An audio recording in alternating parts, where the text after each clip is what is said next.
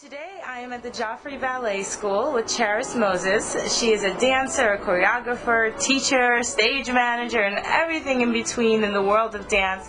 And I'm very excited as a dancer myself to get her take on her experiences in the dance world and making it in this really difficult field. With all of the experience, I don't know a better place to begin than maybe just at the beginning. I want to know how you got started in dance. Well, I was 3 years old, and my grandmother decided that I was going to take dance classes, so she enrolled me in the Dance of Harlem school in New York City. So we commuted, whenever we had a class, we commuted from New Jersey to New York City to... All the way there? Yeah, just to take class with the Dance of Harlem at 3 years old. How come she wanted to put you in a school over there versus in New Jersey? I think at the time, the Dance of Harlem had just basically opened in 1966 and was founded and started by Arthur Mitchell then. And so by the time I was three, it was 1969. So I think the interest was she was from Harlem originally, and so she wanted to be a part of that whole the first black ballet company, not only from Harlem and located in Harlem, but the first black dance company that was focused on ballet. That was new at the time. Brand new, yeah. He founded the company in 1966, I believe, and I was there in 1969. I believe Alvin Ailey was already had his company and was, building on that. So there was really no place for the black classical dancer to dance, and so that was the purpose why Arthur Mitchell left New York City Ballet, which he was the first black principal ever. Now we have Misty Copeland, who's the first female black soloist ever. And but yeah, so he did it to have a place where African American classical dancers could have a place of their own to flourish. And now, of course, it's multicultural. How long did you stay at the Harlem School? Well, I believe I was there until I was 7, and we moved to Las Vegas, Nevada. Oh, wow. Yes, and from 7 to 14, I trained with Backstage Dance Studio with the owner. She has one name, Elise, and got a lot of started there, and pretty much had ballet. Yeah, I took ballet, jazz, modern, everything that was offered at that time from 7 to 14, and that's where I really developed the love to dance and decided that I wanted to be a professional. And so at 14... So it took your parents sort of putting you into it and then having the experience in order for you to see for yourself what it is and to decide that you loved it. It was for you. Yes, absolutely. I knew at a very, very young age that it was what I wanted to do. But it was during that time in Vegas that from 7 to 14 that I fell in love with the dance and knew that this is what I wanted to be a part of for life. So so I went to Backstage for those years, and then I moved to Washington, D.C. and lived with my aunt, and went to the Duke Ellington School of the Arts for 4 years, and then graduated from there, and life continued. So no matter where you moved, dance was a constant factor. Right. Do you think that dance helped you with the moving from place to place? Well, actually, the move from Vegas to D.C. was specifically so that I could go to Duke Ellington School of the Arts. So I had already basically made up my mind that it was going to be my career, and I needed to be in an environment where I was going to get the best training, and that's where I went. And as I studied with Duke Ellington School of the Arts, I also studied at the exact 4 years with Capitol Ballet in Washington, D.C., and danced as a soloist in their company for 4 years. And was your family supportive of your career choice, that that's what you were going to do? Absolutely, but the good thing about my family is they exposed me to everything that I even had a remote interest in. Like when I was a little girl. You were very lucky in that sense. Yeah, I was.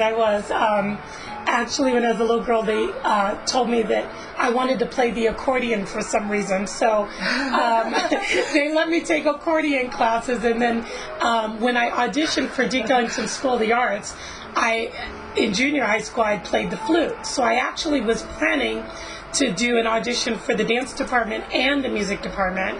And the dance audition was first, and the director of the dance department said, "No, you're not going to the music department. You're going to be in our department." So that was awesome. The end of the flute. So I've done. That wasn't where you were meant to go. Not to right, the flute. right. And, God always leads us and orders our steps, I believe, and He just put an end to flute playing. Yeah. At that moment.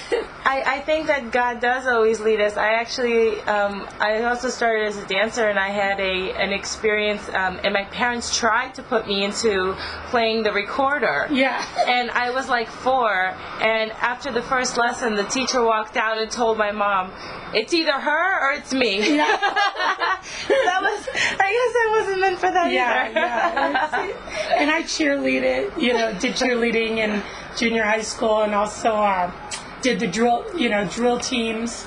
And, I knew I wanted to do some kind of movement or music or art. I just knew I had that in my bones. So. In all your teaching, what is your favorite thing about teaching? Well, classical ballet is my favorite to teach. And I love the classics. I still love watching them. I still love reproducing them. I love the variations that we teach from them. I love everything about dance that just makes a person that loves it glow. And I love transforming somebody that is ordinary into a prima ballerina. I love seeing that transformation happen and knowing that I was a big part of it. And how would you describe that transformation? How would I describe it? Well, by correcting them and seeing where they're coming from, and then watching where they end up going and seeing the finished product. Like, I have a student actually here that auditioned here and got a full scholarship, and that's a transformation in itself, because I trained her from a very young age, and now she's, full scholarship dancing with Joffrey. Amazing. Yeah. You built, and I think it's amazing not just because you helped her launch her career, but because when you teach someone dance and you make someone into a dancer, yes. It's almost you're changing them as a person. Exactly. I think that's and I think what makes me such a different and phenomenal teacher, and I'm not saying that in an arrogant way, but what makes me such a make a good impact on these kids is that I literally teach them everything about the dance world, and life. For example, exactly how to wear your hair, how to, wear diamond earrings or rhinestones when you're auditioning, just to get noticed more, and how to do a movement so that it's still classical but it's going to make you stand out from the rest. How to and the thing was, I wasn't born with a perfect dancer body, and so I had to work very, very hard to get flexible and to get the correct dancer line. And because I had to work so hard to transform my body, it actually makes me a good teacher, because yes. I know what it takes to make it look right and to make it to be correct and classical. And that is what, just giving them those little hints that other people that have always had a great physique for dance and ballet would not ever think of. Right. Because I had to be creative and figure out, now I need to get my leg that high or higher. What do I need to do that? Yeah. What do I need to do to accomplish that goal? And so I had to be very creative in that process, which now makes me, a good teacher, because I can pass all of that information on to them. And it has proven itself over the years to actually work, which is exciting. Yeah. Speaking of the process of transformation and all these little things that you have to do, and it's a constant struggle in your life, it reminds me of Ruth St. Denis, who said, "Dance is my religion." Yes. Right? Yes. It almost is like a religion with its own Bible. It's so funny. This is exactly. My second studio in Yorba Linda, California, was a Christian-based studio. So we used all Christian-based music, and we had Christian staff and everything. And I would always tell them, ballet especially is just like being a Christian. It takes discipline. It takes. It takes love. When I say love and hard work, when I say hard work, I don't mean, works, because we believe in grace and not works. But it takes a commitment to the art. It takes, discipline to take class every day, just like you would read your Bible every day. And if you're going to grow, it's so similar to the Christian walk. And I would actually say that all the time. It's funny. Yeah, it is a religion. And it's also, it starts on the outside maybe, but then or the other way around. Then it goes to the inside and vice versa. I think different for different people. Yeah. Yeah, exactly. Yeah. But it's a beautiful art form, and I'm so glad that it has hung around so long. I was always teaching dance, even when I was working a full-time day job, or when I was just going to school. I was always teaching. So was the dance teaching supporting your going back to school and all of that, or? Yeah. Because I was on Junior Miss Scholarship. I was Junior Miss of D.C. in 1984. So that actually paid for the first 3 years of college. And that's awesome. So that's how college was paid for. Your second college, because your first college was the second college was financial aid. And at some point, what made you decide to go back to college and do your business education? Well, I decided that I needed a degree because I never did finish. I did 3 years. Oh, okay. And I wanted to get a degree, but it's interesting because every time I decide to go back to school, I get a job that is paying very well, and I can't finish. So I'm still, as of yet, have not finished my bachelor's, but I'm You know what? It's okay. It's not about having that certificate. Yes. It's about getting the knowledge that you need to get, and obviously, sometimes the real world is the best place to get that knowledge. Right. Well, I would love to have an honorary degree because I deserve one in dance. At least I feel like I've done more than most people with dance degrees have done, and. Sometimes I just feel like I wish somebody would just hand me an honorary. But did you ever feel like you couldn't get as far at some points you couldn't get where you wanted to go in the dance world because you didn't have that dance degree?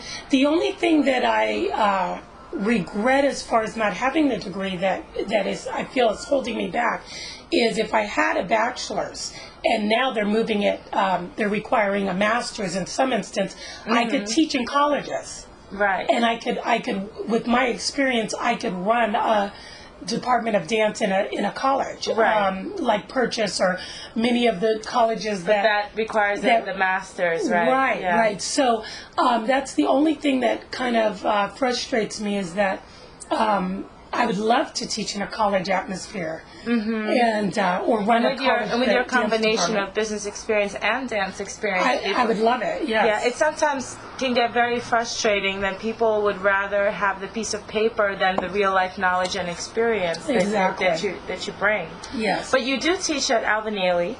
I do teach at Alvin Ailey. That is a college. Yes. No, Alvin Ailey. Well, it's Alvin Ailey is a dance theater. Right, and they're connected with Fordham. They're connected with the school at Fordham. Which you can get a college degree through that, but you have to go through a particular program. Right. And again, with me working for them and Joffrey, and it's very difficult for me to go through a program. Did you think past college? Did you think, how am I going to support myself? How am I going to, make it on my own? Because it's one thing when your family supports you as a student, it's another thing to take that big leap into the unknown world, and, when you're on your own. Right.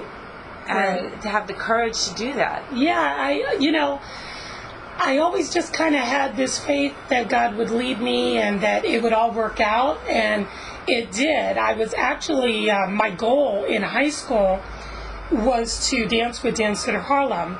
And in my senior year, I auditioned. I took a company class at the Kennedy Center with Arthur Mitchell, and he asked me personally to be in the company. And I made a choice to get married instead. And and it had to be either or. Yeah. Explain that. How Well, what was the process there? yeah, I mean, it basically had to be either or, because it was either move to New York City and consume myself in the life of dance, which is not, of course, cohesive to a marriage or raising a family. Because you have to, eventually you have to give the time and attention to your husband, and then eventually you start to have children, which I did. Actually, what were you thinking at the time? Were you like thinking that you were giving up your dream, or as far as dancing goes, or did you think you would come back to it? It's funny, at the time, I thought that I could do both the first couple of years. Maybe that was a good thing. It led you to where you right. you so are. I actually continued to dance with Capitol Ballet the first couple of years, and try to be a wife. And of course, very soon, I got pregnant at 20 with my first son. And immediately after I started, having children, I realized, okay, it's time to teach.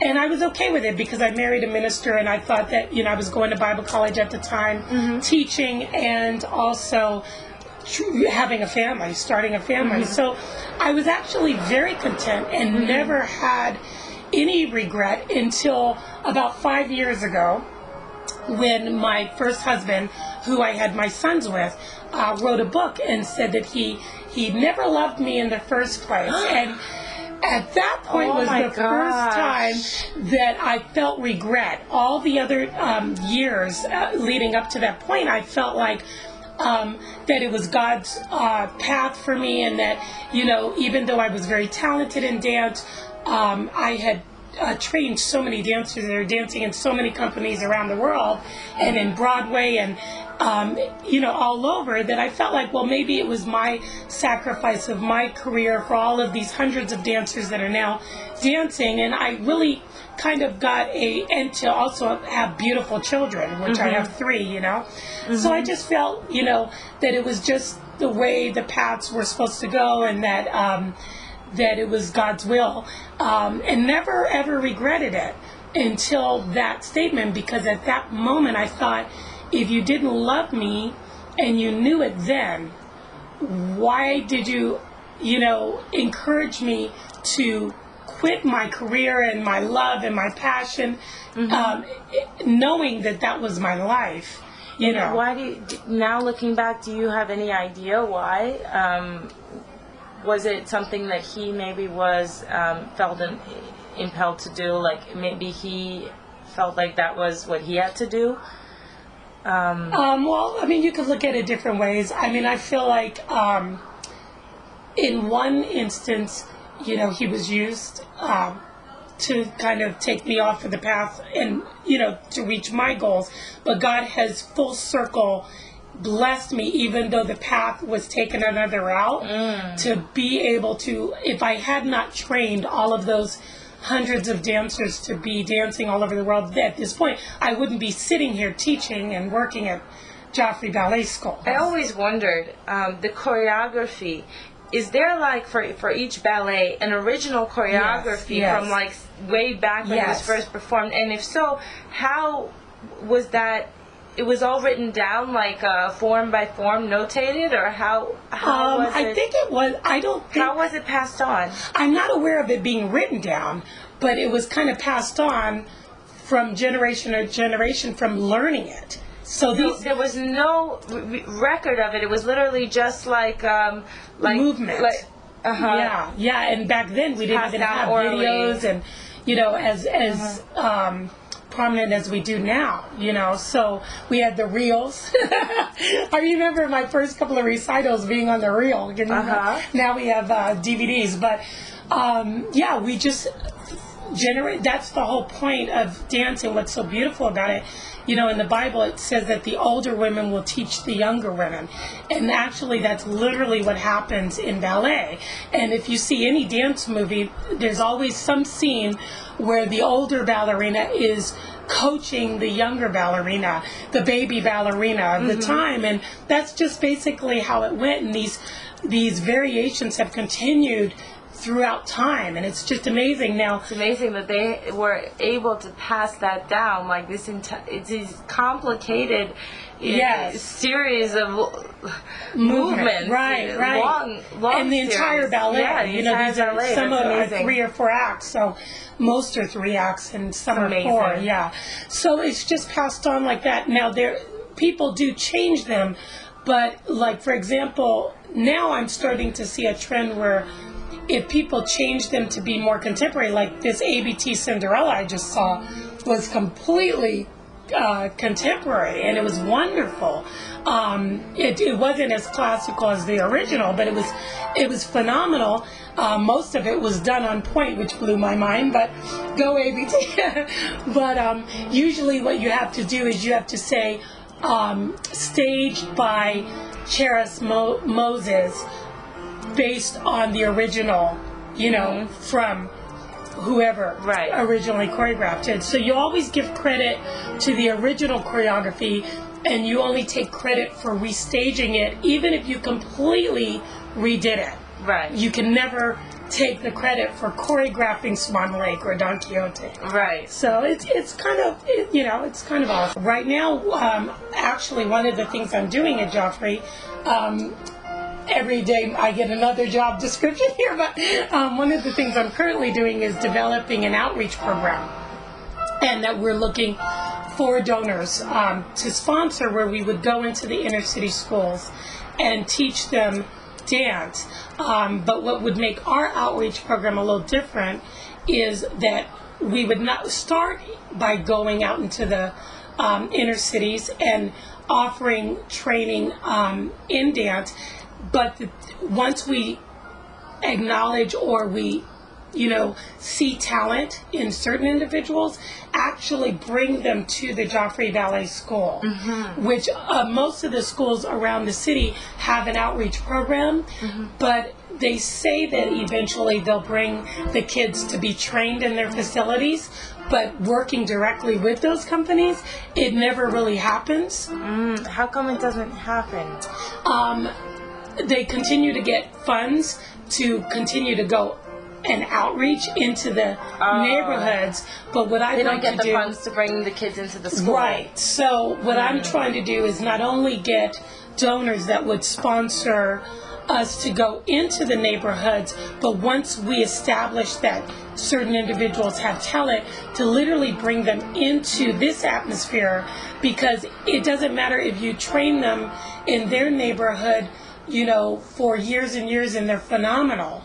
If they never actually come into the real ballet world, such as this, you know, it doesn't really help them.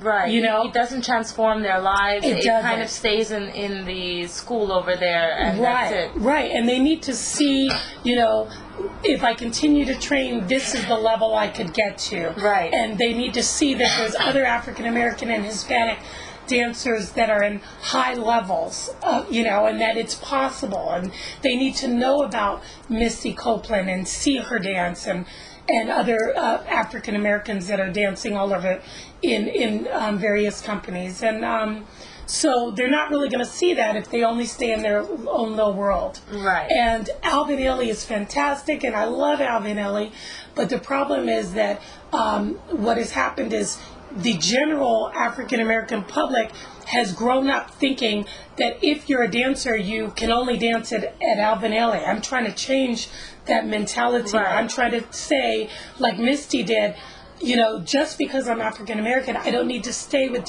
only Dance Center of Harlem or Alvin Ailey. There's nothing wrong with dancing with them, of course. I love both of those companies, of course. But that it's time now, you know, we have an African American president. It's time for us to start being not only in, you know, the typically predominantly Caucasian companies, professional companies, but also strive for being a soloist. And still, as of yet, ABT does not have a principal. Still, Misty Copeland is just a soloist.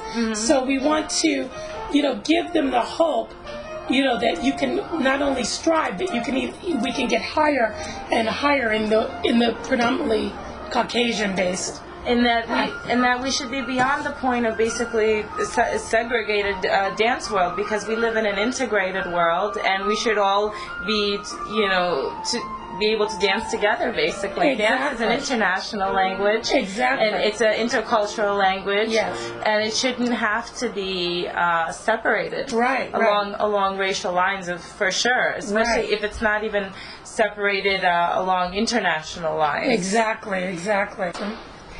And last but not least, what advice would you give to aspiring dancers who really want to make this their career?